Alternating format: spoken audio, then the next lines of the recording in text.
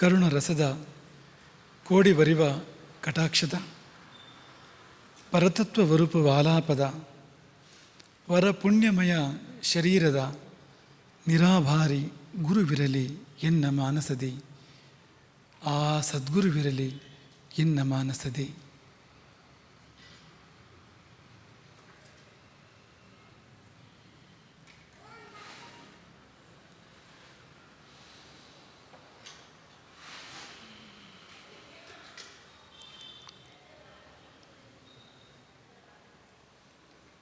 ಗುರುಕುಲವಿಲ್ಲದೆ ಭಾರತವೆಲ್ಲಿ ಸರಣಿ ಪ್ರವಚನದ ವಸ್ತು. ಗುರುಕುಲವಿಲ್ಲದೆ ಭಾರತವಿಲ್ಲ, ಗುರುವಿಲ್ಲದೆ ಗುರುಕುಲವಿಲ್ಲ. ಮೊದಲಿಗೆ ಗುರುವನ್ನು ಅರ್ಥ ಮಾಡಿಕೊಳ್ಬೇಕು ಎನ್ನುವ ಕಾರಣಕ್ಕೆ ಗುರುವಿನ ಕುರಿತು ಮಾತನಾಡತೊಡಗಿದ್ವು.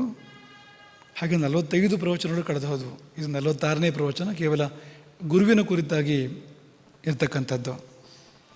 ಇಂದಿನ ಪರಿವೇಶ ಬೇರೆಯಾಗಿದೆ. ಪ್ರವಚನ ಇಂದಿನಂತೆ ಮಾಡೋದೇ ಆಗಿದ್ದರೂ ಕೂಡ ಅದು ಇಂದಿನ ಪರಿವೇಶ ಬೇರೆ.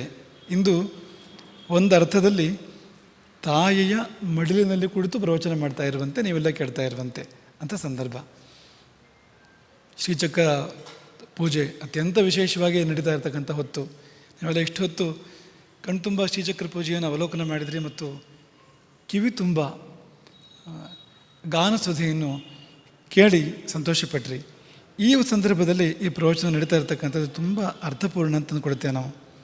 ಯಾಕೆಂದರೆ ಈ ಗುರು ದೃಷ್ಟಿ, ದಿವ್ಯ ದೃಷ್ಟಿ ಪ್ರಭಾವಾತ್, ಗುರುವನ್ನು ದೇವರನ್ನು ಹೇಗೂ ಹಾಗೆ ಆರಾಧನೆ ಮಾಡಬೇಕು. ಯಾಕೆಂದರೆ ಗುರುವಿಗೆ ದಿವ್ಯ ದೃಷ್ಟಿ ಇದೆ ಮತ್ತು ಆ ದಿವ್ಯ ದೃಷ್ಟಿಯ ಒಳ್ಳೆಯ ಪ್ರಭಾವ, ದೊಡ್ಡ ಪ್ರಭಾವ ಶಿಷ್ಯನ ಮೇಲಿದೆ. ಹಾಗಾಗಿ ಶಿಷ್ಯನು ಗುರುವನ್ನು ದೇವರ ಹಾಗೆ ಪೂಜೆ ಮಾಡಬೇಕು ಎನ್ನುವುದು ಇಂದಿನ ಪ್ರವಚನದ ವಸ್ತು. ಅದನ್ನು ಪರ್ಯಾಲೋಚನೆ ಮಾಡುವಾಗ ಈಗ ಉದಾಹರಣೆಗೆ ಒಂದು ಶ್ರೀಚಕ್ರ ಎಲ್ಲಿಂದ ಬಂತು? ಅದು ಯಾವುದೋ ಒಬ್ಬ ಗುರುವಿನ ದಿವ್ಯ ದೃಷ್ಟಿ ಕಂಡುಕೊಂಡಿದೆ ಅದನ್ನು, ಶ್ರೀಚಕ್ರವನ್ನು. ಚೈತನ್ಯಕ್ಕೆ ಭಗವತಿಯ ರೂಪ, ಲಲಿತಾ ತ್ರಿಪುರ ಸುಂದರಿಯ ರೂಪ, ಅದನ್ನು ಯಾವುದೋ ದಿವ್ಯ ದೃಷ್ಟಿ ಕಂಡುಕೊಂಡಿದೆ. ಆ ಲಲಿತಾ ತ್ರಿಪುರ ಸುಂದರಿಯ ಯಂತ್ರ ರೂಪ, ಅದನ್ನು ಯಾವುದೋ ದಿವ್ಯ ದೃಷ್ಟಿ ಕಂಡುಕೊಂಡು ಪ್ರಪಂಚಕ್ಕೆ ಅದನ್ನು ಕೊಟ್ಟಿದೆ. ಅದರ ಪ್ರಭಾವವನ್ನು ನಾವು ಇವತ್ತು ಅನುಭವಿಸ್ತಾ ಇರತಕ್ಕಂಥದ್ದು. ಯಾವುದೋ ದಿವ್ಯ ದೃಷ್ಟಿ ಯಾವುದು ಮೊದಲಾಗಿ ಅದನ್ನು ಕಂಡುಕೊಂಡಿತೋ ಆ ದಿವ್ಯ ದೃಷ್ಟಿಯ ಪ್ರಭಾವವನ್ನು ಇವತ್ತು ನಾವು ಅನುಭವಿಸ್ತಾ ಇದ್ದೇವೆ. ನಿಮ್ಮ ಕಣ್ಮುತ್ತಿರ್ತಕ್ಕಂಥ ಈ ಶ್ರೀಚಕ್ರ ಮಂಡಲ ಅದು ಆ ದಿವ್ಯ ದೃಷ್ಟಿಯ ಪ್ರಭಾವ ಅದು. ಹಾಗಾಗಿ ಆ ಒಂದು ಮಂಡಲದ ಸನ್ನಿಧಾನದಲ್ಲಿ ಈ ಪ್ರವಚನವನ್ನು ಮಾಡೋದಕ್ಕೆ ತುಂಬ ಒಂದು ಸಂತೋಷ ಅಂತ ಅನ್ನಿಸ್ತಾ ಇದೆ. ದಿವ್ಯ ದೃಷ್ಟಿ ಪ್ರಭಾವಾತ್. ದಿವ್ಯ ದೃಷ್ಟಿ ಎಂದರೆ ದಿವ್ಯವನ್ನು ಕಾಣುವ ದೃಷ್ಟಿ. ಕಾಳಿದಾಸನ ಮಾತನ್ನು ನೆನಪು ಮಾಡಿಕೊಳ್ತೇವೆ. ಯೋಗ ನಿದ್ರಾಂತ ವಿಶದೈ ಪಾವನೈ ಅವಲೋಕನೈ ಭೃಗ್ವಾದೀನ್ ಅನುಗೃಹಂತಂ ಸೌಖಶಾಯನಿಕಾನ್ ಋಷೇನ್. ಭಗವಂತನಿಗೆ ಸುಪ್ರಭಾತವನ್ನು ಹಾಡಲು, ಭಗವಂತನನ್ನು ಪ್ರಬೋಧಗೊಳಿಸಲು, ಯೋಗನಿದ್ರೆಯಿಂದ ಎಚ್ಚರಗೊಳಿಸಲು ಭೃಗುವೇ ಮೊದಲಾದ ಋಷಿಗಳು ಭಗವಂತನ ಬಳಿಗೆ ಬಂದಿದ್ದಾರೆ, ಶ್ರೀಮನ್ನಾರಾಯಣನ ಬಳಿಗೆ ಬಂದಿದ್ದಾರೆ. ಸೌಖಶಾಯನಿಕ ಎಂಬುದಾಗಿ ಅವರನ್ನು ಕರೀತಾರೆ. ಅಂದರೆ ಸುಖಶಯನ, ಅಲ್ಲಿಂದ ಬಂದಿರತಕ್ಕಂಥ ಶಬ್ದ ಸೌಖಶಾಯನಿಕ. ಸುಖನಿದ್ರೆಯ ಬಳಿಕ ಎಚ್ಚೆತ್ತುಕೊಳ್ಳುವಂತೆ ಮಾಡ್ತಕ್ಕಂಥ ಗಾಯನವೋ ವಾದನವೋ ಸ್ತೋತ್ರವೋ ಅದನ್ನು ಮಾಡ್ತಕ್ಕಂಥ ಋಷಿವೃಂದ. ಅವರು ತಮ್ಮ ಸ್ತೋತ್ರ ಮತ್ತು ಗೀತದ ಮೂಲಕವಾಗಿ ಭಗವಂತನನ್ನು ಪ್ರಬೋಧಗೊಳಿಸಿದಾಗ ಎಚ್ಚೆತ್ತ ಭಗವಂತ ನೋಡಿದ, ಭೃಗ್ವಾದಿ ಮಹರ್ಷಿಗಳನ್ನು ಅವಲೋಕನ ಮಾಡಿದ. ಆ ಅವಲೋಕನವೇ ಅನುಗ್ರಹವಂತೆ. ಯಾಕೆಂದರೆ ಆ ದೃಷ್ಟಿ ಮಾಮೂಲಿ ದೃಷ್ಟಿಯಲ್ಲದು. ಯೋಗ ನಿದ್ರಾಂತ ವಿಶದೈಹಿ, ಯೋಗ ನಿದ್ರೆಯ ಬಳಿಕ ಎಚ್ಚೆತ್ತುಕೊಂಡಾಗ ಆ ಕಣ್ಣಲ್ಲಿ ಒಂದು ವೈಶದ್ಯ, ಆ ಕಣ್ಣಲ್ಲೊಂದು ಹೊಳಪು, ಬೆಳಕು, ಆ ಉತ್ತುಂಗ ಸಮಾಧಿ ಸ್ಥಿತಿಯ ಅನುಭೂತಿಯ ಕಿರಣಗಳು ಕಣ್ಣಿನಿಂದ ಹೊರಸೂಚಿದಾಗ ಅದು ಅನುಗ್ರಹ ಹೊರತು ಬೇರೆ ಏನೂ ಅಲ್ಲ. ಈ ದಿವ್ಯ ದೃಷ್ಟಿ ಪ್ರಭಾವ ಅಂತಂದರೆ ದಿವ್ಯವನ್ನು ಕಂಡ ದೃಷ್ಟಿ ದಿವ್ಯ ದೃಷ್ಟಿ.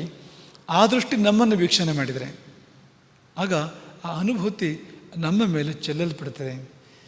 ಯಾವ ದೃಷ್ಟಿಯು ತನ್ನೊಳಗಿನ ಪರಮಾತ್ಮನನ್ನು ಕಂಡುಕೊಂಡಿದೆಯೋ, ತನ್ನೊಳಗಿನ ಪರತತ್ವವನ್ನು ದರ್ಶನ ಮಾಡಿದೆಯೋ ಆ ದೃಷ್ಟಿಯಿಂದ ಯಾವುದೇ ಗುರು ತನ್ನ ಶಿಷ್ಯರನ್ನು ಭಕ್ತರನ್ನು ವೀಕ್ಷಣೆ ಮಾಡಿದಾಗ ತನ್ನ ದೃಷ್ಟಿಯ ಮೂಲಕವಾಗಿ ತನ್ನೊಳಗಿನ ಚೈತನ್ಯವನ್ನು ಅವರ ಮೇಲೆ ಚೆಲ್ತಾನೆ. ಅವನು ಚಂದ್ರನ ಬೆಳದಿಂಗಳನ್ನು ಲೋಕದ ಮೇಲೆ ಚೆಲ್ಲುವ ಹಾಗೆ ತನ್ನ ದೃಷ್ಟಿಯಿಂದ ತನ್ನೊಳಗಿನ ಪರಮಾನುಭವವನ್ನು ಶಿಷ್ಯರ ಮೇಲೆ ಗುರು ಚೆಲ್ತಾನೆ. ಹೇಗೆ ಅಂದರೆ ಭಗವಂತ ತನ್ನನ್ನು ಬರ್ತಕ್ಕಂಥ ಋಷಿಗಳನ್ನು ಅವಲೋಕನದಿಂದ ಅನುಗ್ರಹ ಮಾಡಿದ ಹಾಗೆ ಯೋಗ ನಿದ್ರಾಂತ ವಿಷದೈಹಿ ಪಾವನೈಹಿ, ಆ ದೃಷ್ಟಿಯೇ ಪಾವನವಂತೆ. ಅದು ನೋಡ್ತಾ ಇರುವಂತೆ ವ್ಯಕ್ತಿ ಪಾವನನಾಗ್ತಾನೆ, ಅವನ ಪಾಪಗಳು ಪರಿಹಾರವಾಗ್ತವೆ. ಗುರುದೃಷ್ಟಿ ಬೀಳಬೇಕು ಅಂತ ಹೇಳ್ತಾರಲ್ಲ, ಆ ರೀತಿಯಲ್ಲಿ ಇದು ದೇವದೃಷ್ಟಿ, ದಿವ್ಯ ದೃಷ್ಟಿ ಅಂತ. ಹಾಗೆ ಅಂಥದ್ದೊಂದು ದಿವ್ಯ ದೃಷ್ಟಿಯ ಕುರಿತು ಇವತ್ತಿನ ಒಂದು ಚಿಂತನೆ ಚರ್ಚೆ ಇರ್ತಕ್ಕಂಥದ್ದು. ಈಗ ಗುರುವೇನು ವಿಶೇಷ, ಏನು ಗುರುವಿಗೆ 3 ಕಣ್ಣಿದೆಯಾ ಅಂದರೆ ಖಂಡಿತ ಹೌದು, 3ನೇ ಕಣ್ಣಿದೆ. ಎಲ್ಲಿ ಕಾಣ್ತಾ ಇಲ್ವಲ್ಲ ಅಂದರೆ ಕಾಣುವ ಕಣ್ಣು ನಿನಗಿಲ್ಲ. 3ನೇ ಕಣ್ಣು ಗುರುವಿಗಿದೆ, ಆದರೆ ಕಾಣುವ ಕಣ್ಣು ನಿನಗಿಲ್ಲ. ಗುರುರ್ ಬ್ರಹ್ಮ ಗುರುರ್ ವಿಷ್ಣು ಗುರುರ್ ದೇವೋ ಮಹೇಶ್ವರ ಎನ್ನುವಾಗ ಗುರುವನ್ನು ಮುಕ್ಕಣ್ಣ ಶಿವರೂಪ ಎಂಬುದಾಗಿ ಭಾವಿಸಲಾಗಿದೆ. ಗುರುರ್ ದೇವೋ ಮಹೇಶ್ವರ. 3ನೇ ಕಣ್ಣು ಏನು ಅಂದರೆ, ಆ 3ನೇ ಕಣ್ಣೇ ಜ್ಞಾನ ನೇತ್ರ. ಹುಬ್ಬಿನಿಂದ ಕೆಳಗೆ ಇಂದ್ರಿಯಗಳ ರಾಜ್ಯ, ಹುಬ್ಬಿನಿಂದ ಮೇಲೆ ಜ್ಞಾನ ರಾಜ್ಯ. ಹುಬ್ಬಿನಿಂದ ಕೆಳಗೆ ನೋಡಿ ಎಲ್ಲ ಇಂದ್ರಿಯಗಳು ಅಲ್ಲೇ ಇರ್ತಕ್ಕಂಥದ್ದು. ಕಣ್ಣು ಎಲ್ಲಿದೆ ಅಂದರೆ ಹುಬ್ಬಿನ ಕೆಳಗಿದೆ, ಕಿವಿ ಎಲ್ಲಿದೆ ಅಂದರೆ ಹುಬ್ಬಿನ ಕೆಳಗೆ ಇರ್ತಕ್ಕಂಥದ್ದು, ಮೂಗು ನಾಲಿಗೆಗಳು ಹುಬ್ಬಿನ ಕೆಳಗೆ ಇರ್ತಕ್ಕಂಥದ್ದು, ಹಾಗೆಯೇ ಕೈ ಕಾಲುಗಳು ಕರ್ಮೇಂದ್ರಿಯಗಳು ವಾಕ್ ಎಲ್ಲ ಹುಬ್ಬಿನ ಕೆಳಗೆ ಇರ್ತಕ್ಕಂಥದ್ದು. ಹಾಗಾಗಿ ಇಲ್ಲಿಂದ ಕೆಳಗೆ ಹುಬ್ಬಿನ ಕೆಳಗೆ ಎಲ್ಲ ಇಂದ್ರಿಯಗಳ ರಾಜ್ಯ, ಗ್ರಾಮ ರಾಜ್ಯ, ಪ್ರಾಪಂಚಿಕ ಸುಖದ ಅನುಭವ ಇರ್ಬೋದು, ಸುಖ ದುಃಖ ಇವೆಲ್ಲ ಇರ್ತಕ್ಕಂಥದ್ದು ಅಲ್ಲಿಂದ. ಕೇವಲ ಸುಖ ಅಲ್ಲ, ಈ ಇಂದ್ರಿಯಗಳು ಅಂದರೆ ಹಾಗೆ, ಅದು ಸುಖವಿದೆ ದುಃಖವೂ ಇದೆ, ಒಳಿತಿದೆ ಕೆಡುಕು ಇದೆ ಎನ್ನುವಾಗ ಇರತಕ್ಕಂಥದ್ದು ಹೊರತು ದ್ವಂದ್ವವೇ, ನಿರ್ದ್ವಂದ್ವ ಅಲ್ಲ, ಅದು ಅದ್ವೈತ ಅಲ್ಲ ಅದು. ಆದರೆ ಇಲ್ಲಿಂದ ಮೇಲಕ್ಕೆ, ಹುಬ್ಬಿನಿಂದ ಮೇಲಕ್ಕೆ ಇರುವುದು ಒಂದೇ ಅಂಗ, ಅದು ಮಸ್ತಿಷ್ಕ. ಅದರ ಹೊರತಾಗಿ ಬೇರೆ ಯಾವ ಅಂಗವೂ ಹುಬ್ಬಿನಿಂದ ಮೇಲೆ ಇಲ್ಲ. ಅದು ಕೇವಲ ಜ್ಞಾನ ರೂಪ, ಶುದ್ಧ ಜ್ಞಾನಮಯ. ಅದು ಮಹಾಮಸ್ತಿಷ್ಕ ಅಂದರೆ ಅಲ್ಲಿಯೇ ಒಂದು ಪರಿಪೂರ್ಣ ಪರಮಾತ್ಮ ಸಾಕ್ಷಾತ್ಕಾರ ಏರ್ಪಡ್ತಕ್ಕಂಥದ್ದು, ಜ್ಞಾನದ ಪರಾಕಾಷ್ಠೆಯನ್ನು ಅನುಭವಿಸ್ತಕ್ಕಂಥದ್ದು ಅಲ್ಲಿಯೇ. ಭೂಮಧ್ಯವನ್ನು ಆಜ್ಞಾಚಕ್ರವನ್ನು ದಾಟಿದ ಮೇಲೆ ಸಹಸ್ರಾರ ಚಕ್ರದ ಒಂದು ಸ್ಥಾನ, ಅದು ಅಲ್ಲಿದೆ ಒಂದು ನೇತ್ರ, ಆ ಜಾಗದಲ್ಲಿದೆ ಒಂದು ನೇತ್ರ. ಹುಬ್ಬಿಗಿಂತ ಕೆಳಗಿರುವ ನೇತ್ರ ಅದು ಕೇವಲ ಅದು ಭುವಿಯ ದೃಷ್ಟಿ, ಅದು ದಿವ್ಯ ದೃಷ್ಟಿ ಅಲ್ಲ. ಅದು ಅದ್ರ ಹುಬ್ಬಿಂದ ಮೇಲಿರ್ತಕ್ಕಂಥ ಕಣ್ಣು, ಅದ್ರ ಹಿಂದಿರೋದು ಮಸ್ತಿಷ್ಕ ಮಾತ್ರ, ಜ್ಞಾನ ಮಾತ್ರ. ಅದು ಅಮಲ ಜ್ಞಾನ, ಶುದ್ಧ ಜ್ಞಾನ, ಅದು ಮಿಶ್ರ ಅಲ್ಲ. ಈಗ ಗಂಗೋತ್ರಿಯಲ್ಲಿ ಹುಟ್ಟುವಾಗ ಶುದ್ಧವಾಗಿ ಹುಟ್ಟುತ್ತಾಳೆ, ಹರಿದು ಬರುವಾಗ ಗ್ರಾಮಸಾರಗಳು ಸೇರುತ್ತವೆ, ಗ್ರಾಮಗಳ ಕಲ್ಮಶಗಳು ಸೇರ್ತವೆ, ಗ್ರಾಮಗಳ ನಗರಗಳ. ಬರ್ತಾ ಬರ್ತಾ ಬರ್ತಾ ಆ ಪಾವಿತ್ರ್ಯ, ಆ ಪಾರಿಶುದ್ಧ ಇರೋದಿಲ್ಲ ಮುಂದಕ್ಕೆ. ಹಾಗೆ ಜ್ಞಾನಗಂಗೆ ನಮ್ಮಲ್ಲಿ ಸಹಸ್ರಾರ ಚಕ್ರದಲ್ಲಿ ಮಹಾಮಸ್ತಿಷ್ಕದಲ್ಲಿ ಹುಟ್ಟಿದ್ರು, ಅಲ್ಲಿಂದ ಕೆಳಗಿಳಿದು ಬರುವಾಗ ಇಂದ್ರಿಯ ಗ್ರಾಮಸಾರ ಸೇರ್ತದೆ, ನಮ್ಮ ಕಣ್ಣು ಕಿವಿಯೆಲ್ಲ ಇದೆಯಲ್ಲ ಅವೆಲ್ಲ ಸೇರ್ತವೆ ಅಲ್ಲಿ ಅಂತ. ಆದರೆ ಅಲ್ಲಿಂದ ಮೇಲಕ್ಕೆ ಹೋದರೆ ಅದು ಗಂಗೋತ್ರಿ ಇದ್ದ ಹಾಗೆ ಶುದ್ಧ ಜ್ಞಾನ, ಅಮಲ ಜ್ಞಾನ ಅಲ್ಲಿ ಇರ್ತಕ್ಕಂಥದ್ದು ಅಂತ. ಹಾಗಾಗಿ ಅಲ್ಲಿಂದ ಮುಂದೆ ಈ ಫಾಲನೇತ್ರ ಅಥವಾ ಬಾಲನೇತ್ರ ಇರ್ತಕ್ಕಂಥದ್ದು ಕೇವಲ ಆ ಜ್ಞಾನರಾಜ್ಯದ ವ್ಯಾಪ್ತಿಯಲ್ಲಿ, ಅದು ಜ್ಞಾನವನ್ನು ಕಾಣಲಿಕ್ಕೆ ಮತ್ತು ಜ್ಞಾನವನ್ನು ಕೊಡಲಿಕ್ಕೆ ಇರ್ತಕ್ಕಂಥದ್ದು ಆ ನೇತ್ರ ಅಂತ. ಹಾಗಾಗಿ ಅದು ಗುರುವಿನ 3ನೇ ಕಣ್ಣು.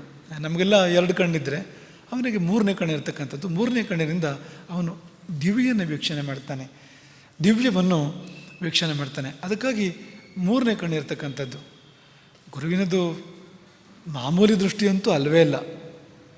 ಅದಕ್ಕೊಂದು ಉದಾಹರಣೆಯ ಒಂದು ಶ್ಲೋಕ, ಗುರವೋ ಭಾವಸ್ಸಂತಿ ಶಿಷ್ಯ ವಿತ್ತಾಪಹಾರಕ ದುರ್ಲಭ ಸಗುರುರ್ಲೋಕೆ ಶಿಷ್ಯ ಚಿತ್ತಾಪಹಾರಕ ಎಂಬ ಒಂದು ಶ್ಲೋಕ. ನಿಮ್ಮಲ್ಲಿ ಅನೇಕರು ಈ ಶ್ಲೋಕವನ್ನು ಕೇಳಿರ್ಬೋದು. ಈ ಶ್ಲೋಕದ ಅರ್ಥ ಇಷ್ಟೇ, ಬಹಳ ಮಂದಿ ಗುರುಗಳಿದ್ದಾರೆ, ಅವರೆಲ್ಲ ಶಿಷ್ಯ ವಿತ್ತಾಪಹಾರಕರು. ಶಿಷ್ಯನ ವಿತ್ತದ ಮೇಲೆ, ಶಿಷ್ಯನ ಸಂಪತ್ತಿನ ಮೇಲೆ ಕಣ್ಣಿರ್ತದೆ ಅವರಿಗೆ ಹೊರತು ಅದಕ್ಕಿಂತ ಮುಂದೆ ಅಲ್ಲ. ಆ ದೃಷ್ಟಿ ವ್ಯಾಪ್ತಿ ಅಲ್ಲಿಗೆ ಸೀಮಿತ. ಅದು ಈ ಕಾಲದಲ್ಲಂತೂ ಬಹಳ ಮಂದಿ ನಾವು ಅಂಥ ಗುರುಗಳನ್ನು ಕಾಣ್ತಾ ಇದ್ದೇವೆ. ಯಾಕೆಂದರೆ ಇವತ್ತು ಗುರುಗಳಾಗಲಿಕ್ಕೆ ಲೈಸೆನ್ಸ್ ಬೇಡ, ಯಾರು ಬೇಕಾದ್ರೂ ಗುರುಗಳಾಗ್ಬೋದು. ಹಾಗಾಗಿ ಅವನು ಗುರುವಾದವನು ಗುರುವಾಗಿ ಪ್ರಕಟ ಆಗ್ತಾನೆ, ಗುರುವಲ್ಲದವನು ಕೂಡ ಕೆಲವು ಬಾರಿ ಗುರುವಾಗಿ ಪ್ರಕಟವಾಗುವುದುಂಟು. ಆಗಲ್ಲ ಏನಾಗ್ತದೆ ಅಂದರೆ ಅವರೆಲ್ಲ ಕೇವಲ ಶಿಷ್ಯ ವಿತ್ತಾಪಹಾರಕರಾಗಿರ್ತಾರೆ. ಏನು ತನಗೆ ಬರಬಹುದು ಅವನ ಕಡೆಯಿಂದ ಎಂಬುದನ್ನು ನಿರೀಕ್ಷೆ ಮಾಡ್ತಾ ಇರ್ತಾರೆ. ಏನು ಕೊಡುವುದು ಅನ್ನೋದಕ್ಕೆ ಖಾಲಿ, ಕೊಡಲಿಕ್ಕೇನೂ ಇಲ್ಲ ಅವನಲ್ಲಿ ನಿಜವಾಗಿಯೂ ಅಂತ. ಆದರೆ ದುರ್ಲಭ ಸಗುರುರ್ ಲೋಕೆ, ಅಂಥ ಗುರು ದುರ್ಲಭ. ಎಂಥ ಗುರು ಅಂದರೆ ಶಿಷ್ಯ ಚಿತ್ತಾಪಹಾರಕ, ಶಿಷ್ಯನ ಚಿತ್ತಾಪಹಾರಕನು, ಚಿತ್ತವನ್ನು ಅಪಹರಿಸುವವನು. ವಿತ್ತ ಚಿತ್ತ ಒಂದು ಅಕ್ಷರ ವ್ಯತ್ಯಾಸ. ವಿತ್ತ ಹೊರಗಿದೆ ಕಿಸೆ, ಚಿತ್ತ ಒಳಗಿದೆ ಅಂತರಂಗ, ಅದು ಅಂತರಾಳ ಅದು.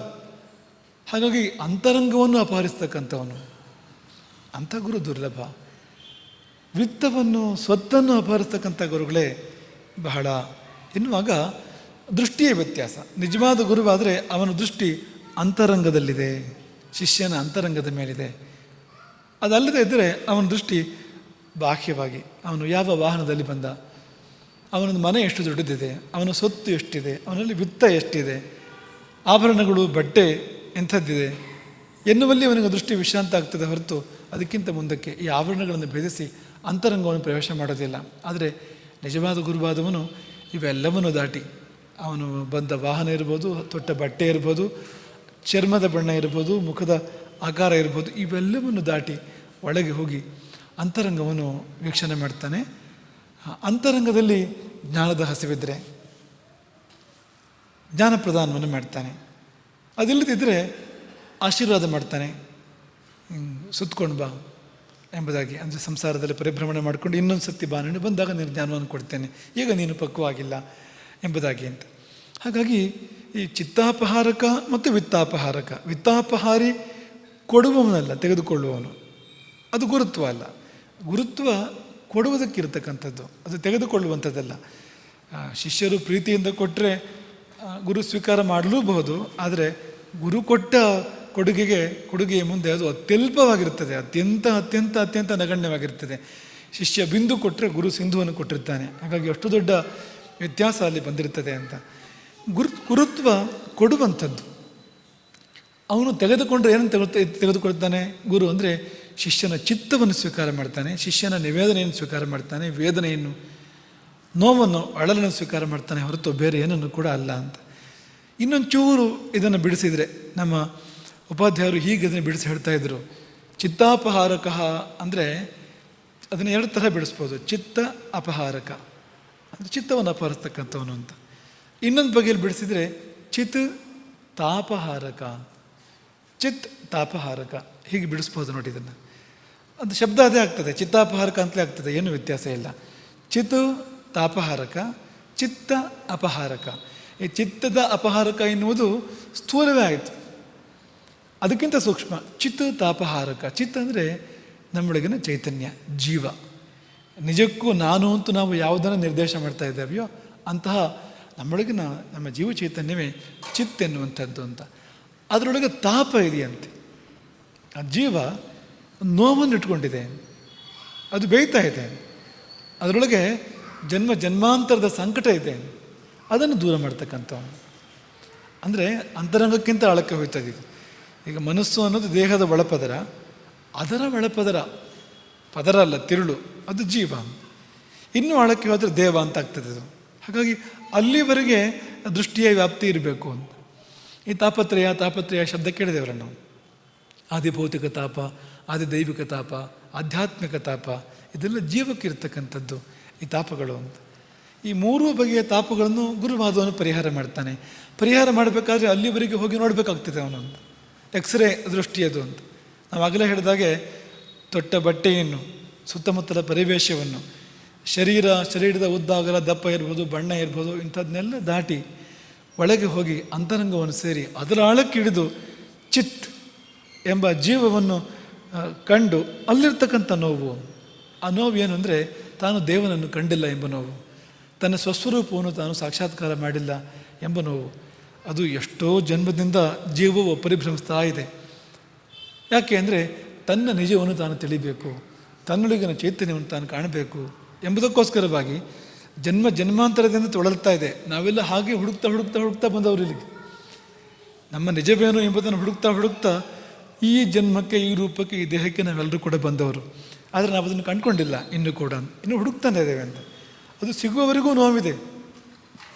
ಎಲ್ಲಿಯವರೆಗೆ ಜೀವಕ್ಕೆ ತನ್ನ ಸ್ವಸ್ವರೂಪದ ದರ್ಶನವಾಗೋದಿಲ್ಲ ಅಥವಾ ಪರಮಾತ್ಮ ದರ್ಶನವಾಗೋದಿಲ್ಲ, ಅಲ್ಲಿವರೆಗೂ ನೋವಿರುವಂಥದ್ದೇ. ಆ ನೋವು ಹೋಗುವಂಥದ್ದಲ್ಲ. ಆ ನೋವು ಬೇರೆ ಯಾರಿಗೂ ಕಾಣುವಂಥದ್ದಲ್ಲ, ಬೇರೆ ಯಾರಿಗೂ ಅರ್ಥವಾಗೋದಿಲ್ಲ. ಸಣ್ಣ ಪುಟ್ಟ ನೋವುಗಳನ್ನು ನಮ್ಮ ಅಕ್ಕಪಕ್ಕವರು ಅರ್ಥ ಮಾಡ್ಕೊಳ್ತಾರೆ. ಏನು ಹುಷಾರಿಲ್ವಾ, ಈ ಥರದ ನೋವುಗಳು ಅಂತ. ಮಕ್ಕಳಾಗಿಲ್ವಾ, ಮಕ್ಕಳು ಚೆನ್ನಾಗಿ ಓದ್ತಾ ಇಲ್ವಾ, ಮಕ್ಕಳಿಗೆ ಮದುವೆ ಆಗಿಲ್ವಾ, ಇಂಥ ನೋವುಗಳೆಲ್ಲ ತಿಳಿಯುವಂಥದ್ದು. ಆದರೆ ಇಂಥ ನೋವುಗಳೇ ತಿಳಿಯೋದು ಕಷ್ಟ. ಎಷ್ಟೋ ಬಾರಿ ಹೇಳಿದ್ರೂ ಗೊತ್ತಾಗೋದಿಲ್ಲ, ಹೇಳೋದಕ್ಕೂ ಗೊತ್ತಾಗೋದಿಲ್ಲ, ಇನ್ನೂ ಹಾಗಿರ್ತವೆ. ಆದರೆ ಈ ನೋವಿದೆಯಲ್ಲ, ಜೀವವು ಅನಂತ ಜನ್ಮಗಳಿಂದ ಪಡ್ತಾ ಇರ್ತಕ್ಕಂಥ ಒಂದು ವೇದನೆ, ತನ್ನ ಸ್ವಸ್ವರೂಪವನ್ನು ಕಳೆದುಕೊಂಡು ಆ ಸ್ವಸ್ವರೂಪವನ್ನು ಪಡೆಯುವ ಸಲುವಾಗಿ ಅಥವಾ ಪರಮಾತ್ಮ ದರ್ಶನದ ಸಲುವಾಗಿ ಕಷ್ಟಪಡ್ತಾ ಇರ್ತಕ್ಕಂಥದ್ದು. ಆ ನೋವನ್ನು ಪರಿಹಾರ ಮಾಡೋದಕ್ಕೆ ಗುರು ಬೇಕಾಗ್ತದೆ. ಅದಕ್ಕೆ ಒಂದು ಉದಾಹರಣೆ ಕೊಡ್ತಾರೆ. ತಂದೆ ಮಗು ಇಬ್ಬರು ಕತ್ಲಲ್ಲಿ ಹೋಗ್ತಾ ಇದ್ದರೆ ಅಥವಾ ತಾಯಿ ಮಗು ಇಬ್ಬರು ಕತ್ಲಲ್ಲಿ ಹೋಗ್ತಾ ಇದ್ದರೆ ಮಗು ಒಳಗೆ ಶುರು ಮಾಡಿಬಿಡ್ತದೆ ಅಂತ. ಮಗು ಮುಂದಿರ್ತದೆ, ತಾಯಿ ಹಿಂದೆ ತಡೆ ಅಂತ ಅಂದ್ಕೊಳ್ಳಿ ನೀವು. ಮಗುವಿಗೆ ತಾಯಿ ಕಾಣಿಸೋದಿಲ್ವಲ್ಲ, ಮಗು ಒಳಗೆ ಶುರು ಮಾಡ್ತದೆ ಅಂತ. ನೋವು, ತನ್ನ ತಾಯಿಯನ್ನು ಕಂಡಿಲ್ಲ ಎಂಬ ನೋವು. ಅದನ್ನು ಪರಿಹಾರ ಮಾಡಬೇಕು ಅಂದರೆ ತಾಯಿ ತನ್ನ ಕೈಯ ಕರದೀಪವನ್ನು ತನ್ನ ಕಡೆಗೆ ತಿರ್ಸ್ಕೊಳ್ಬೇಕು. ಆವರೆಗೆ ದಾರಿ ಕಡೆಗೆ ಕರದೀಪವನ್ನು, ಟಾರ್ಚನ್ನು ದಾರಿಗೆ ಹಿಡಿದಿರ್ತಾಳೆ ಅವಳು. ಮಗು ಆ ಬೆಳಕಲ್ಲೇ ಮುಂದೆ ಮುಂದೆ ಹೋಗ್ತಾ ಇರುವಂಥದ್ದು. ಆದರೆ ಮಗು ಯಾವಾಗ ತಾಯಿಯನ್ನು ಕಂಡಿಲ್ಲ, ತಾಯಿಯನ್ನು ಕಾಣಬೇಕು ಅಂತ ಅಳೋದಕ್ಕೆ ಶುರು ಮಾಡ್ತದೆ, ಮಗುವಿನ ಕೈ ಹಿಡಿದು ಕರದೀಪವನ್ನು ತನ್ನ ಕಡೆಗೆ ತಿರುಗಿಸಿ, ನೋಡು ನಾ ಇಲ್ಲೇ ಇದ್ದೇನೆ. ಹೀಗೆ ಭಗವಂತ ತನ್ನನ್ನು ತಾನು ತೋರಿಸ್ಕೊಳ್ತಾನೆ.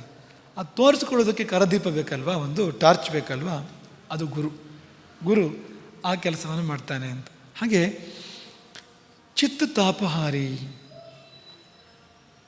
ಜೀವದ ನೋವನ್ನು ಕಂಡು ಪರಿಹರಿಸುವವನು. ಅಲ್ಲಿಗೆ ಈ ಗುರು ದೃಷ್ಟಿ, ದಿವ್ಯ ದೃಷ್ಟಿ ಅಂತ ಯಾಕೆ ಹೇಳಬೇಕಾಯ್ತು ಅಂದರೆ, ಇದೆಲ್ಲ ಭೂಮಿಗೆ ಸೇರಿರ್ತಕ್ಕಂಥದ್ದು. ನಮ್ಮ ಶರೀರ ಇದೆಯಲ್ಲ ಪಂಚಭೌತಿಕವಾಗಿರ್ತಕ್ಕಂಥದ್ದು. ಇಲ್ಲಿ ಏನಿದೆ ಅಂದರೆ ಪೃಥ್ವಿ, ಅಪ್ಪು, ತೇಜೋ, ವಾಯು, ಆಕಾಶ, ಈ ಪಂಚಭೂತಗಳು ಏನಿದೆ, ಮಣ್ಣು, ನೀರು, ಗಾಳಿ, ಇವೇ ಇರ್ತಕ್ಕಂಥದ್ದು. ಇದಕ್ಕಿಂತ ಹೆಚ್ಚೇನೂ ಇಲ್ಲ ಇಲ್ಲೇನು. ಇದರ ಒಳಗೆ, ಇದರ ಆಳಕ್ಕೆ ಪ್ರವೇಶ ಮಾಡಿ ಆ ಜೀವವನ್ನು ಕಾಣಬೇಕಾದ್ರೆ, ಜೀವವು ದಿವ್ಯ, ಅದು ದಿವ್ಯವನ್ನು ಕಾಣಬೇಕಾದ್ರೆ ದಿವ್ಯ ದೃಷ್ಟಿ ಬೇಕಾಗ್ತದೆ ಅಂತ. ಅದರ ಪ್ರಭಾವದಿಂದ, ಆ ದಿವ್ಯ ದೃಷ್ಟಿಯ ಪ್ರಭಾವದಿಂದ ಜೀವವನ್ನು ಉದ್ಧಾರ ಮಾಡ್ತಾನೆ ಗುರುವಾದವನು ಅಂತ. ಆ ದೃಷ್ಟಿ ಹೇಗಿದೆ ಗುರುವಿನದ್ದು ಅಂದರೆ, ಇತ್ತ ಜೀವಾತ್ಮನನ್ನು ಅತ್ತ ಪರಮಾತ್ಮನನ್ನು ಈಕ್ಷಿಸಬಲ್ಲ ದೃಷ್ಟಿ ಅದು. ಅದರ ವ್ಯಾಪ್ತಿ ಅಲ್ಲಿಂದ ಅಲ್ಲಿಯವರೆಗೆ, ಸಿಂಧುವಿನಿಂದ ಬಿಂದುವಿನವರೆಗೆ ವ್ಯಾಪ್ತಿ ಇರ್ತಕ್ಕಂಥದ್ದು. ತದ್ವಿಷ್ಣೋ ಪರಮಂ ಪದಂ ಸದಾ ಪಶ್ಯಂತಿ ಸೂರ್ಯ ದಿವೀವ ಚಕ್ಷುರಾತತಂ. ದಿವಿಯಲ್ಲಿ ತಮ್ಮ ಚಕ್ಷುವನ್ನು, ತಮ್ಮ ದೃಷ್ಟಿಯನ್ನು ವಿಸ್ತರಿಸಿ ವಿಷ್ಣುವಿನ ಆ ಪರಮ ಪದವನ್ನು ಸೂರಿಗಳು ದರ್ಶನ ಮಾಡ್ತಾರೆ, ಅವಲೋಕನ ಮಾಡ್ತಾರೆ. ಸೂರ್ಯ ಗುರು ಅಂತ. ಸೂರ್ಯ ಇದ್ದಾಗ ಸೂರ್ಯ ಅಂತ, ಜ್ಯೋತಿ ರೂಪನಾದವನು, ಬೆಳಕಿನ ರೂಪನಾದವನು ಅಂಥವನು ವಿಷ್ಣುವಿನ ಪರಮಪದವನ್ನು, ಪರಮಾಕಾಶವನ್ನು ಸೇರಿ ಅಲ್ಲಿನ ಪರಮಾತ್ಮನನ್ನು ಅವಲೋಕನ ಮಾಡ್ತಾನೆ, ದರ್ಶನ ಮಾಡ್ತಾನೆ. ಅದೇ ಆ ದಿವ್ಯ ದೃಷ್ಟಿ ಅಂತ. ಹಾಗೆ ಒಮ್ಮೆ ಪರಮಾತ್ಮ ದರ್ಶನ ಆಗಿರ್ತಕ್ಕಂಥ ದೃಷ್ಟಿ ಇದೆಯಲ್ಲ, ಆ ದೃಷ್ಟಿ ನಮ್ಮ ಮೇಲೆ ಬಿದ್ದರೆ ಅದು ನಮ್ಮನ್ನು ಉದ್ಧಾರ ಮಾಡುವಂಥದ್ದು, ಅದು ನಮ್ಮನ್ನು ಈ ಲೋಕದಿಂದ ಮೇಲೆ ಕೆತ್ತುವಂಥದ್ದು ಅಂತ. ಹಾಗಾಗಿ ಅಂಥ ದೃಷ್ಟಿಯ ಅಪೇಕ್ಷೆ ಎಲ್ಲ ಜೀವಗಳಿಗೂ ಇರಬೇಕಾಗಿರ್ತಕ್ಕಂಥದ್ದು. ಎಂದಾದರೂ ಒಂದು ದಿನ ಯಾವುದಾದ್ರೂ ಒಬ್ಬ ಗುರುವಿನ ಕಣ್ಣಿಗೆ ನಾನು ಬೀಳಬೇಕು, ಸಾಕು ಅಂದರೆ ಸಾಕೇ ಸಾಕು. ಎಂದಾದರೂ ಒಂದು ದಿನ ಯಾವುದಾದ್ರೊಬ್ಬ ನಿಜ ಗುರುವಿನ ಕಣ್ಣಿಗೆ ನಾವು ಬಿದ್ದರೆ, ಒಂದು ಸಾರಿ ಆ ದೃಷ್ಟಿ ಬಿದ್ದರೆ ಆ ಜೀವ ಮತ್ತೆ ಪತನಗೊಳ್ಳೋದಿಲ್ಲ. ಆ ಜೀವ ಇಂದಲ್ಲ ನಾಳೆ ಉದ್ಧಾರವಾಗಲೇಬೇಕು. ಜನ್ಮಗಳು ಕಳೆದರೂ ಕೂಡ, ಅದು ಎಲ್ಲೆಲ್ಲಿ ಸುತ್ತಿದ್ರು, ಏನೇನು ಮಾಡಿದರೂ ಕೂಡ ತಿರುಗಿ ಮತ್ತೆ ಗುರುವಿನ ಪಥಕ್ಕೆ, ಆತ್ಮದ ಪಥಕ್ಕೆ ಆ ಜೀವ ಬರಲೇಬೇಕು. ಯಾಕೆಂದರೆ ಗುರುತ್ವಾಕರ್ಷಣೆ ಅದು ಅಂತ. ಗುರುತ್ವದ ಆಕರ್ಷಣೆ. ಈಗ ವಿಜ್ಞಾನಗಳು ಹೇಳುವ ಗುರುತ್ವಾಕರ್ಷಣೆ ಭೌತಿಕವಾಗಿರತಕ್ಕಂಥದ್ದು. ನಾವಿಲ್ಲಿ ಪ್ರಸ್ತಾಪ ಪಡ್ತಾ ಇರ್ತಕ್ಕಂಥದ್ದು ಗುರುತ್ವ, ಗುರುತತ್ವ, ಅದರ ಒಂದು ಆಕರ್ಷಣೆ. ಅದು ಹೇಗಿದೆ ಅಂದರೆ, ಒಂದೇ ಒಂದು ಸಾರಿ ಅದು ನೋಡಿತು, ಯಾವುದಾದ್ರೂ ಶಿಷ್ಯನನ್ನು, ಯಾವುದಾದ್ರೂ ಜೀವನನ್ನು ಒಂದೇ ಒಂದು ಸಾರಿ ಅನುಗ್ರಹಪೂರ್ವಕವಾಗಿ ನೋಡಿತು ಅಂತಾದರೆ ಆ ಶಿಷ್ಯ ಮತ್ತೆ ಪತನಗೊಳ್ಳೋದಿಲ್ಲ. ಆ ಶಿಷ್ಯ ಇಂದಲ್ಲ ನಾಳೆ ಅದು ಅವನು ಉದ್ಧಾರವಾಗಲೇಬೇಕು ಅಂತ. ಹಾಗಾಗಿ ಅಂಥ ಒಂದು ಗುರುವಿನ ಕರುಣೆ, ಇದೇ ಲಕ್ಷಣದ, ಈ ಗುರು ಲಕ್ಷಣವನ್ನು ಹೇಳ್ತಾ ಇರ್ತಕ್ಕಂಥದ್ದು ನಾವು. ಈ ದಿವ್ಯ ದೃಷ್ಟಿ ಪ್ರಭಾವಾತ್ ಎನ್ನುವ ಲಕ್ಷಣದ ಮುಂದಿನ ಲಕ್ಷಣ ನಿಷ್ಪ್ರತ್ಯೂಹಾನುಶಂಸ್ಯಾತ್ ಎನ್ನುವಂಥದ್ದು. ಹಾಗಂದರೆ ಆ ಕರುಣೆಗೆ ತಡೆಯಾಗಿಲ್ಲ ಅಂಥ ಕರುಣೆ ಗುರುವಿನದ್ದು. ಗುರುವಿನ ಕರುಣೆಗೆ ಅದಕ್ಕೆ ಒಂದು ವಿಘ್ನ ಅಂತಲೇ ಇಲ್ಲ ಅಂತ, ಅದು ಎಲ್ಲಿಂದ ಎಲ್ಲಿವರೆಗೂ ಹರಿತಕ್ಕಂಥದ್ದು ಅಂತ. ಕರುಣ ರಸದ ಕೋಡಿ ಬರಿವ ಕಟಾಕ್ಷದ, ಈ ಕೋಡಿ ಒಡೆದ ಹಾಗೆ ನೀರು ನಿರ್ಬಾಧವಾಗಿ ಹರಿತದೆ ನೋಡಿ, ಕೋಡಿ ಬರಿವ ಕಟಾಕ್ಷದ. ಈ ಕೆರೆಗೆ ಕೋಡಿ ಅಂತ ಇರ್ತದೆ, ಅದಕ್ಕೆ ಈಗ ಕೆರೆಗೆ ಕಟ್ಟೆ ಅಂತ ಇರ್ತದೆ, ಆದರೆ ಈ ಕೋಡಿಗೆ ಅದು ತಡೆಯಲ್ಲ, ಅದು ಹರಿದು ಹೋಗ್ತಾ ಇರ್ತದೆ ನೀರು ಹೊರಗೆ. ಕೆರೆಯಿಂದ ಹೆಚ್ಚಾದ ನೀರು ತುಂಬಿ ಹರಿಯುವ ನೀರು ಹರಿದು ಹೊರಗಡೆ ಹೋಗ್ತಾ ಇರ್ತದೆ, ಅದನ್ನು ಕೋಡಿ ಅಂತ ಕರೀತಾರೆ. ಹಾಗೆ ಗುರುವಿನ ಕರುಣೆ ಎನ್ನುವಂಥದ್ದು ಅಬಾಧಿತವಾಗಿ ಹರಿತಾ ಇರ್ತದೆ ಅನ್ನೋದನ್ನು ಯಾಕೆ ನೆನಪು ಮಾಡಿಕೊಂಡು ಅಂದರೆ, ಈಗ ಒಬ್ಬ ಶಿಷ್ಯ ಒಮ್ಮೆ ಗುರುವಿನ ದೃಷ್ಟಿಗೆ ಬಿದ್ದ ಮೇಲೆ ಕಾರಣಾಂತರದಿಂದ ಅವನು ದೂರವಾಗ್ಬೋದು. ಕಾರಣಾಂತರದಿಂದ ಅವನು ಮತ್ತೆ ಅವನ ಸಂಸಾರದ ಕೋಪಕ್ಕೆ ಮತ್ತೆ ಮರಳಿ ಬೀಳ್ಬೋದು. ಆದರೆ ಬಿದ್ದ ಮಾತ್ರಕ್ಕೆ ಅವನು ಉದ್ಧಾರವಾಗೋದಿಲ್ಲ ಅಂತೇನಿಲ್ಲ ಅಂತ. ಈ ದೃಷ್ಟಿ ಒಂದು ಬಿದ್ದಿದ್ದರಿಂದ, ಒಂದು ಸೀಲ್ ಅವನ ಮೇಲೆ ಬಿದ್ದಿದ್ದರಿಂದ, ಅದು ಈಗ ಸೀಲ್ ಅಂದರೆ ಅದೇ ತಾನೆ ಅಂತ, ಅದು ಹೋಗೋದಿಲ್ಲ ಅದು ಅಂತ, ಅದು ಹಾಗೆ ಇರ್ತದೆ ಯಾವಾಗಲೂ ಅಂತ. ಹಾಗಾಗಿ ಅದಿರೋದ್ರಿಂದ ಮತ್ತೆ ಅವನು ಬರಲೇಬೇಕು, ಹಿಂದಿರುಗಿ ಬರಲೇಬೇಕು, ಮತ್ತೆ ಗುರುವಿನ ಪ್ರಭಾವಕ್ಕೆ ಒಳಪಟ್ಟು ಅವನು ಉದ್ಧಾರವಾಗಲೇಬೇಕು ಅಂತ. ಹಾಗಾಗಿ ನಿಷ್ಪ್ರತ್ಯೂಹಾನುಶಂಸ್ಯಾತ್, ಅವನ ಕರುಣೆಗೆ ತಡೆಯೇ ಇಲ್ಲ. ಶಿಷ್ಯನಿಗೆ ಅವನಿಗೆ ಬೇಡ ಅಂತ ಅಂದ್ಕೊಂಡ್ರು ಕೂಡ, ಅಂದರೆ ಭೌತಿಕವಾಗಿ ಜೀವಕ್ಕೆ ಬೇಕು ಅಂತಿರ್ಬೋದು, ಆದರೆ ಹೊರಗಿನ ದೃಷ್ಟಿಯಿಂದ ಯಾವುದಾದ್ರೂ ಒಬ್ಬ ಶಿಷ್ಯನಿಗೆ ಈಗ ಬೇಡ ಅಂತ ಅನಿಸಿದ್ರು ಕೂಡ ಅದು ತಡೆಯೋಕ್ಕೆ ಬರೋದಿಲ್ಲ ಅಂತ. ಗುರು ಉದ್ಧಾರ ಮಾಡಿಯೇ ಮಾಡ್ತಾನೆ ಅವನನ್ನು ಎಂಬುದಕ್ಕೆ ಈ ಒಂದು ಮಾತನ್ನು ಹೇಳಿರತಕ್ಕಂಥದ್ದು. ಹಾಗಾಗಿ ಅಂಥದ್ದೊಂದು ದಿವ್ಯ ದೃಷ್ಟಿ ಗುರುವಿನದ್ದು ಬೀಳಬೇಕು ಜೀವಗಳ ಮೇಲೆ. ಅದೊಂದು ಅನುಗ್ರಹದ ಮಳೆ ಬಿದ್ದ ಹಾಗೆ, ಚಂದ್ರನ ಬೆಳದಿಂಗಳು ಬಿದ್ದರೆ ಹೇಗೆ ಚಂದ್ರಕಾಂತ ಮಣಿ ಸ್ರವಿಸ್ತದೆಯೋ ಅಂತ, ತಂಪಾದ ಜಲವನ್ನು ಸ್ರವಿಸ್ತದೆ ಚಂದ್ರಕಾಂತ ಮಣಿ ಚಂದ್ರನ ಒಂದು ಬೆಳದಿಂಗಳು ಬಿದ್ದಾಗ ಅಂತ. ಹಾಗೆ ಜೀವವು ಕೂಡ ಹಾಗೆ ಅಂತ, ಗುರುದೃಷ್ಟಿ ಬಿದ್ದಾಗ ಅದು ಕೂಡ ಆರ್ದ್ರವಾಗ್ತದೆ ಅಂತ. ಅಲ್ಲಿವರಿಗೆ ಕಲ್ಲಿನಂತೆ ಕಠಿಣವಾಗಿರ್ತಕ್ಕಂಥದ್ದು ಅಲ್ಲಿ ಏನೋ ಒಂದು ಒಂದು ಮಾರ್ಧವ, ಒಂದು ಆರ್ದ್ರತೆ, ಒಂದೇನೋ ಭಾವಗಳು ಅಲ್ಲಿ ಏರ್ಪಡಲಿಕ್ಕೆ ಅವಕಾಶವಾಗ್ತದೆ. ಯಾವಾಗ ಅಂದರೆ ಗುರುದೃಷ್ಟಿ ಪರಿಪೂರ್ಣವಾಗಿ ಬಿದ್ದಾಗ. ಹಾಗಾಗಿ ಆ ದೃಷ್ಟಿಯನ್ನು ನಾವು ಬಯಸಬೇಕು, ಆ ದೃಷ್ಟಿಯನ್ನು ನಾವು ಅಪೇಕ್ಷಿಸಬೇಕು, ಅದಕ್ಕಾಗಿ ನಾವು ತಪಸ್ಸು ಮಾಡಬೇಕು, ಕಾಯಬೇಕು, ಸೇವೆ ಮಾಡಬೇಕು. ಅಂಥ ದೃಷ್ಟಿ ಎಂದಾದರೂ ಒಂದು ದಿನ ನಮ್ಮ ಮೇಲೆ ಬೀಳಲಿ ಎಂಬುದಾಗಿ ಅದಕ್ಕಾಗಿ ನಾವು ಪ್ರಾರ್ಥನೆ ಮಾಡಬೇಕು. ಸುಮ್ಮನೆ ಗುರುದೃಷ್ಟಿ ಅಂತ ಹೇಳಿದ್ದಲ್ಲ, ಯಾವ ದೃಷ್ಟಿಗಾದ್ರೂ ಒಂದು ಪ್ರಭಾವ ಇರ್ತದೆ. ಈಗ ಯಾರು ನಮಗೆ ತುಂಬ ಪ್ರೀತಿಯವರು ನಮ್ಮನ್ನು ಸ್ವಲ್ಪ ಬಿರುಗೊಂಡಿಂದ ನೋಡಿದರೆ ಯಾಕೆ ಏನಾಯಿತು ಅಂತ ಕೇಳ್ತಾನೆ ನಾವು ಕೂಡಲೇ, ಒಂದು ಪ್ರಭಾವ ಇದೆ ನೋಡಿ ಅದಕ್ಕೆ ಅಂತ. ಅಥವಾ ನಿತ್ಯ ನೋಡಿ ನಗುವವನು, ಪ್ರೀತಿಯಿಂದ ಮಾತಾಡ್ಸ್ತಕ್ಕಂಥವನು ಸುಮ್ಮನೆ ಗಂಭೀರವಾಗಿ ನೋಡಿ ಹೋದರೆ ಏನೋ ನನ್ನ ಮೇಲೆ ಬೇಜಾರಾಗಿರ್ಬೇಕು ಅವರಿಗೆ ಅಂತ ಅಂದ್ಕೊಳ್ತೇವೆ ನಾವು. ಈ ಪ್ರತಿಯೊಂದು ದೃಷ್ಟಿಯೂ ಕೂಡ ಪ್ರಭಾವವನ್ನು ಬೀರ್ತದೆ, ಎಲ್ಲ ದೃಷ್ಟಿಗಳು ಕೂಡ. ಈಗ ಒಂದು ನೋಟದಿಂದಲೇ ಒಬ್ಬರನ್ನು ಪ್ರಸನ್ನಗೊಳಿಸ್ಬೋದು, ಒಬ್ಬರನ್ನು ಕೋಪಗೊಳಿಸ್ಬೋದು, ಒಬ್ಬರನ್ನು ಕೆರಳಿಸ್ಬೋದು, ಭಯಗೊಳಿಸ್ಬೋದು. ಸಾಮಾನ್ಯವಾದ ಕಣ್ಣು ಈ ಕೆಲಸಗಳನ್ನೆಲ್ಲ ಮಾಡ್ತದೆ, ಗುರುದೃಷ್ಟಿ ಅಂತಲ್ಲ. ಮಾಮೂಲಿ ಮನುಷ್ಯನ ದೃಷ್ಟಿಯಲ್ಲಿ ನಿತ್ಯ ನಾವು ಅನುಭವಿಸ್ತಾ ಇರ್ತೇವೆ ನಾವು. ಈಗ ನೋಡುವಾಗಲೇ ಒಂದು ಸ್ವಲ್ಪ ವ್ಯತ್ಯಾಸ ಆದರೆ ಅದು ಯಾಕೋ ಹಾಗೆ ನೋಡಿದ್ರು ಅವರು ಅಂತ ಅಂದ್ಕೊಳುತ್ತೇವೆ ನಾವು ಅಂತ.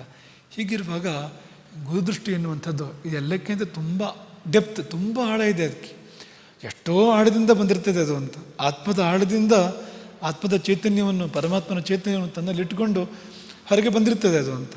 ಹಾಗಾಗಿ ಆ ದ್ವಾರಗಳ ನೇತ್ರಗಳೆಂಬ ಮಹಾದ್ವಾರದ ಮೂಲಕವಾಗಿ, ಎರಡು ಕಣ್ಣುಗಳಿದೆಯಲ್ಲ, ಆ ಮಹಾದ್ವಾರದ ಮೂಲಕವಾಗಿ ಮೂರನೇ ಕಣ್ಣು ವೀಕ್ಷಿಸ್ತಕ್ಕಂಥದ್ದು ಪರಮಾತ್ಮನನ್ನು. ಅಲ್ಲಿಂದ ಆ ನೋಟ ಇದೆಯಲ್ಲ, ಆ ದರ್ಶನ ಇದೆಯಲ್ಲ, ಅದು ಹೊರಗೆ ಬರುವಂಥದ್ದು ಈ ಎರಡು ಕಣ್ಣುಗಳಿಂದ. ಈ ಕಣ್ಣು ತೆರೆದು ಗುರು ವೀಕ್ಷಣೆ ಮಾಡುವಾಗ ಆ ಕಣ್ಣುಗಳೆಂದರೆ ಎಲ್ಲ ಒಂದು ಚೆಲ್ಲುವಂಥದ್ದು ಜೀವದ ಮೇಲೆ. ಅದು ಅನುಭವ ಕೂಡ ಆಗ್ತದೆ. ನೀವು ಶಬರಿಯ ಕಥೆ ಕೇಳ್ತೀರಿ. ರಾಮ ಶಬರಿ ಆಶ್ರಮಕ್ಕೆ ಹೋದಾಗ ಶಬರಿ ರಾಮನಿಗೆ ಈ ಮಾತನ್ನು ಹೇಳಿದಾಳೆ, ನಿನ್ನ ನೋಟ ನನ್ನ ಮೇಲೆ ಬಿತ್ತು. ರಾಮನ ದೃಷ್ಟಿ ಶಬರಿ ಮೇಲೆ ಬಿದ್ದಿದೆಯಲ್ಲ, ಆಪಾದ ಮಸ್ತಕ ನಾನು ಪುನೀತಳಾದೆ, ಅದು ನನ್ನನ್ನು ಪವಿತ್ರಗೊಳಿಸಿದೆ ದೃಷ್ಟಿ ಅಂತ. ಸುಮ್ಮನೆ ಶಬರಿ ಹೇಳಲಿಕ್ಕಿಲ್ಲ ಅಲ್ವಾ. ರಾಮನ ದೃಷ್ಟಿ ಅದು ಅಂಥದ್ದದು ಅಂತ, ದಿವ್ಯ ದೃಷ್ಟಿ ಅದು ಅಂತ. ಅದರ ಅನುಭವವನ್ನು ಶಬರಿ ಮಾಡಿಕೊಂಡು ಅದನ್ನು ರಾಮನಿಗೆ ಹೇಳ್ತಾಳೆ, ನಿನ್ನ ನೋಟ ನನ್ನ ಮೇಲೆ ಇಂಥದ್ದೊಂದು ಪರಿಣಾಮವನ್ನು ಬೀರ್ತಾ ಇದೆ. ಅಮೃತ ಚೆಲ್ಲಿದ ಹಾಗೆ, ಅಪಾದ ಮಸ್ತಕ ಅಮೃತ ಚೆಲ್ಲಿದ ಹಾಗೆ ನನಗೆ ಅನುಭವ ಆಗ್ತಾ ಇದೆ ಎನ್ನುವ ಹಾಗೆ ಶಬರಿ ರಾಮನಿಗೆ ಹೇಳ್ಕೊಂಡಿದ್ದಾಳೆ. ಈಗ ಶಬರಿ ರಾಮನನ್ನು ಕಂಡಿದ್ದು ಒಂದು, ರಾಮ ಶಬರಿಯನ್ನು ಕಂಡಿದ್ದು ಇನ್ನೊಂದು, ಎರಡಕ್ಕೂ ಪರಿಣಾಮ ಇದೆ. ಶಬರಿ ರಾಮನನ್ನು ಕಂಡಿದ್ದರಿಂದ ಅವಳ ಕಣ್ಣು ಪವಿತ್ರವಾಯಿತು, ಅವಳ ಅಂತರಂಗ ಪವಿತ್ರವಾಯಿತು. ಶಬರಿಯನ್ನು ರಾಮ ನೋಡಿದ್ದರಿಂದ ಆ ದೃಷ್ಟಿಯಿಂದ ಇಡೀ ಆಪಾದ ಮಸ್ತಕ ಅವಳಿಗೊಂದು ಅನುಗ್ರಹವಾಗಿ ಮಾರ್ಪಟ್ಟಿತ್ತು ಅಂತ. ಹಾಗಾಗಿ ರಾಮನ ಬಗ್ಗೆ ಈ ಮಾತನ್ನು ವಾಲ್ಮೀಕಿ ರಾಮಾಯಣ ಹೇಳ್ತಾ ಇರ್ತದೆ. ಅದೇನು ಅಂದರೆ, ಈಗ ರಾಮ ನೋಡದವನು ಮತ್ತು ರಾಮನನ್ನು ನೋಡದವನು ಇವರಿಬ್ಬರು ಭಾಗ್ಯಹೀನರಂತೆ.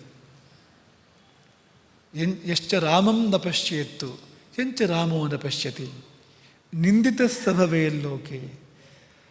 ಯಾರು ರಾಮನನ್ನು ನೋಡಿಲ್ಲವೋ ಮತ್ತು ಯಾರನ್ನು ರಾಮನು ನೋಡಿಲ್ವೋ ಅವನು ಪಾಪಿ, ಅವನು ಭಾಗ್ಯಶೂನ್ಯ. ನಿಂದಿತ ಸಭವೆಯಲ್ಲೋಕೆ, ಈ ಲೋಕದಲ್ಲಿ ನಿಂದಿತನಾಗ್ತಾನೆ ಅವನು ಅಂತ. ಸ್ವಾತ್ಮಾಪ್ಯನಂ ವಿಗರ್ಹತೆ, ಅವನ ಆತ್ಮವೇ ಅವನನ್ನು ಹೀಗಿಳಿತದೆ ಅಂತೆ, ನಿಂದೆ ಮಾಡ್ತದೆ ಅಂತೆ. ಎಂಥ ಪಾಪಿ ನೀನು, ನಿನ್ನ ಮೇಲೆ ರಾಮನ ದೃಷ್ಟಿ ಬೀಳಲಿಲ್ವಲ್ಲ, ಅಥವಾ ನೀನು ರಾಮನನ್ನು ನೋಡಲಿಲ್ವಲ್ಲ, ನಿನ್ನ ದೃಷ್ಟಿನೂ ರಾಮನ ಮೇಲೆ ಬೀಳಲಿಲ್ವಲ್ಲ, ಇದೆರಡೂ ಆಗಿಲ್ವಲ್ಲ ಎಂಬುದಾಗಿ ಅವನವನ ಆತ್ಮವೇ ಅವನನ್ನು ನಿಂದೆ ಮಾಡ್ತದಂತೆ. ರಾಮನ ಕಾಲದ ಕಥೆ ಇದು, ವಾಲ್ಮೀಕಿ ರಾಮಾಯಣದ ಒಂದು ವರ್ಣನೆ ಇದು. ಇದನ್ನು ಯಾಕೆ ನಾವು ನೆನಪು ಮಾಡಿಕೊಂಡು ಅಂದರೆ ಗುರುವನ್ನು ನೋಡಿದ್ದು ಮತ್ತು ಗುರು ನಮ್ಮನ್ನು ನೋಡಿದ್ದು ಎರಡಕ್ಕೂ ಇರ್ತಕ್ಕಂಥ ಪರಿಣಾಮಗಳು ಎಂಥದ್ದು ಅಂತ ಎನ್ನುವುದಕ್ಕೋಸ್ಕರವಾಗಿ ನಾವು ಇದನ್ನು ನೆನಪು ಮಾಡಿಕೊಂಡು, ಹಾಗಾಗಿ ಅಂಥದ್ದೊಂದು ದೃಷ್ಟಿಯನ್ನು ನಾವು ಭಾಗ್ಯವಶಾತ್ ಪಡ್ಕೊಳ್ತೇವೆ. ಎಲ್ಲರಿಗೂ ಅದು ಲಭ್ಯ ಆಗುವಂಥದ್ದಲ್ಲ. ಯಾಕೆಂದರೆ ಎಲ್ಲ ಗುರುಗಳು ನಿಜವಾಗಿ ಗುರುಗಳಲ್ಲ. ಎಷ್ಟೋ ಮಂದಿಗೆ ಅಸಲಿ ಗುರು ಇರಲಿ, ಸುಮ್ಮನೆ ನಾಮದೇಹದ ಗುರುವನ್ನು ಕಾಣುವ ಯೋಗವೂ ಕೂಡ ಇರೋದಿಲ್ಲ ಜೀವನದಲ್ಲಿ. ಈ ನೂರಾರು ಕೋಟಿ ಜೀವಗಳ ಪೈಕಿಯಲ್ಲಿ ಗುರು ಎಂಬ ಶಬ್ದವನ್ನು ಕೇಳದಿರ್ತಕ್ಕಂಥ ಜೀವಗಳು ಎಷ್ಟಿಲ್ಲ. ಯಾವ ಗುರುವನ್ನು ತಲುಪದೇ ಇರತಕ್ಕಂಥ ಜೀವಗಳು ಎಷ್ಟಿಲ್ಲ. ಇನ್ನು ಗುರು ಅನ್ನೋ ಹೆಸರಲ್ಲಿ ಯಾರನ್ನೋ ತಲುಪಿರ್ತಕ್ಕಂಥ ಜೀವಗಳು ಕೆಲವು ಇರ್ಬೋದು, ಆದರೆ ನಿಜದ ಗುರುವನ್ನು ತಲುಪಿರ್ತಕ್ಕಂಥ ಜೀವಿಗಳು ತುಂಬ ಕಡಿಮೆ ಇರ್ತಕ್ಕಂಥದ್ದು ಅಂತ. ಹಾಗಾಗಿ ಇದು ಅತ್ಯಂತ ಅಪರೂಪದಲ್ಲಿ ಯಾರಿಗೂ ಒಲಿದು ಬರ್ತಕ್ಕಂಥ ಒಂದು ಮಹಾಯೋಗ, ಆ ದಿವ್ಯ ದೃಷ್ಟಿಯ ಪ್ರಭಾವ ಎನ್ನುವಂಥದ್ದು ಅನುಭವಕ್ಕೆ ಬರ್ತಕ್ಕಂಥದ್ದು. ಸರಿಯಾದ ಗುರುವಿನ ಬಳಿ ಸರಿಯಾದ ಶಿಷ್ಯ ಹೋದರೆ ಅವನು ಈ ಒಂದು ಶಬ್ದದ ಅರ್ಥವನ್ನು ಅನುಭವದಿಂದ ಕಂಡುಕೊಳ್ತಾನೆ. ದಿವ್ಯ ದೃಷ್ಟಿಯ ಪ್ರಭಾವ ಏನಿರ್ತದೆ ಅಂತ. ಏನಿರ್ತದೆ ಅಂದರೆ, ಪಾಪಿ ಪುಣ್ಯಾತ್ಮನಾಗ್ತಾನೆ, ಬದ್ಧ ಮುಕ್ತನಾಗ್ತಾನೆ, ಅಜ್ಞಾನಿ ಜ್ಞಾನಿಯಾಗ್ತಾನೆ, ದುಃಖಿ ಆನಂದಮಯನಾಗ್ತಾನೆ, ಆನಂದಪೂರ್ಣನಾಗ್ತಾನೆ, ಜೀವ ದೇವನಾಗ್ತಾನೆ. ಇದೆಲ್ಲ ಆಗೋದು ಯಾವುದರಿಂದ ಅಂದರೆ ಒಂದು ದಿವ್ಯ ದೃಷ್ಟಿಯ ಪ್ರಭಾವದಿಂದ.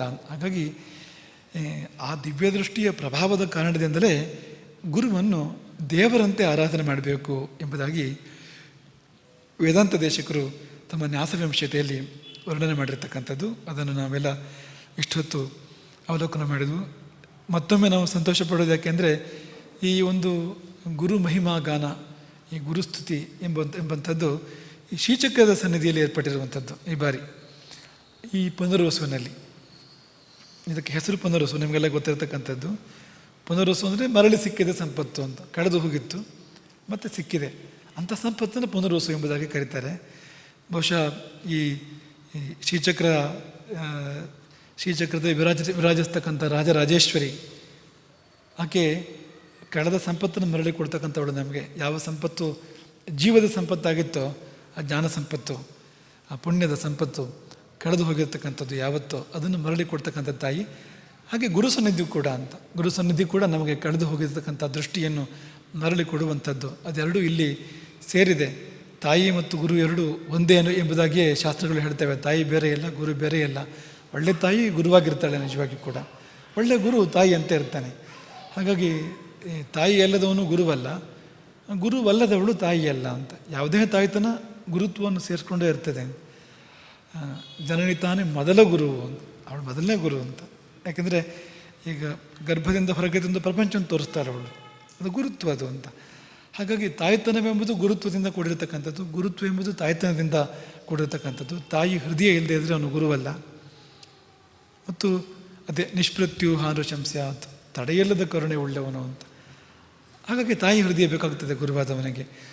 ಮತ್ತು ತಾಯಿ ಆದವಳಿಗೆ ಗುರು ದೃಷ್ಟಿ ಬೇಕಾಗ್ತದೆ, ಇದೇ ದಿವ್ಯ ದೃಷ್ಟಿ ಪ್ರಭಾವ ಅಂತ. ಇದಿಲ್ಲದೆ ಇದ್ದರೆ ಅವಳು ತಾಯಿಯಾಗಿ ಉಳಿಯೋದಿಲ್ಲ. ಹಾಗಾಗಿ ಇವತ್ತು ಅದೆರಡರ ಸಮಾಗಮ ಇಲ್ಲಿ ಆಗಿರ್ತಕ್ಕಂಥದ್ದು. ಅಪರೂಪದ ಶ್ರೀಚಕ್ರ ಪೂಜೆ, ಅತ್ಯಂತ ನಿಷ್ಠೆಯಿಂದ ವಿಧಿವತ್ತಾಗಿ ಶಾಸ್ತ್ರೀಯವಾಗಿ ನಡೀತಕ್ಕಂಥ ಅಮೋಘವಾದ ಶ್ರೀಚಕ್ರ ಪೂಜೆ ಅದು ಇಲ್ಲಿ ನಡೆಯುವಾಗ ಗುರುಗಳನ್ನು ನೆನಪಡ್ಕೊಳ್ತಕ್ಕಂಥ ಒಂದು ಸಂದರ್ಭ. ಯಾಕೆಂದರೆ ಇದೆಲ್ಲ ಗುರುಗಳೇ ಕೊಟ್ಟವರು ನಮಗೆ, ಇದೆಲ್ಲ ಎಲ್ಲಿ ಗೊತ್ತಿತ್ತು. ಈಗ ಇಂಗ್ಲೆಂಡ್ ಇದೆ, ಆಫ್ರಿಕಾ ಇದೆ, ಅಮೇರಿಕಾ ಇದೆ. ಇದೆಲ್ಲ ಗೊತ್ತಿಲ್ಲ ಅವರಿಗೆ. ಈಗ ಯಾರು ಇಲ್ಲಿಂದ ಹೋದರೂ ಚೂರು ಚೂರು ಹೇಳಿ ಗೊತ್ತಾಗಬೇಕು ಅಷ್ಟೇ ಹೊರತು ಇದು ಯಾವುದೂ ಗೊತ್ತಿಲ್ಲ ಅವರಿಗೆ. ನಮ್ಮಲ್ಲಿ ಹಾಗಲ್ಲ. ಈ ಗುರು ಪರಂಪರೆ ಇದೆಯಲ್ಲ, ಇಂಥದ್ದೆಲ್ಲವನ್ನೂ ಕೂಡ ಕೊಟ್ಟಿದೆ. ಹಾಗಾಗಿ ನಮಗೆ ರಾಜರಾಜೇಶ್ವರಿಯ ಕರುಣೆ ಸಂಪೂರ್ಣವಾಗಿ ಆದರೆ ಮೊದಲು ಗುರುವಿನ ನೆನಪು ಮಾಡ್ಕೊಳ್ಬೇಕು, ಗುರುವಿಂದ ನಮಗಿದು ಸಿಕ್ಕಿರ್ತಕ್ಕಂಥದ್ದು ಎಂಬುದಾಗಿ. ಹಾಗಾಗಿ ಅಂಥ ಒಂದು ಗುರುಸ್ಮರಣೆಯನ್ನು ಹೃದಯಾಂತರದಿಂದ ಮಾಡಿಕೊಂಡು ಎಂದಾದರೂ ಒಂದು ದಿನ ನಿಜ ಗುರುವಿನ ಕರುಣಾದೃಷ್ಟಿ ನಮ್ಮೆಲ್ಲರ ಮೇಲೆ ಬೀಳಲಿ ಎಂಬುದಾಗಿ ಪ್ರಾರ್ಥನೆ ಮಾಡಿಕೊಳ್ಳೋಣ. ಹರೇ ರಾಮ.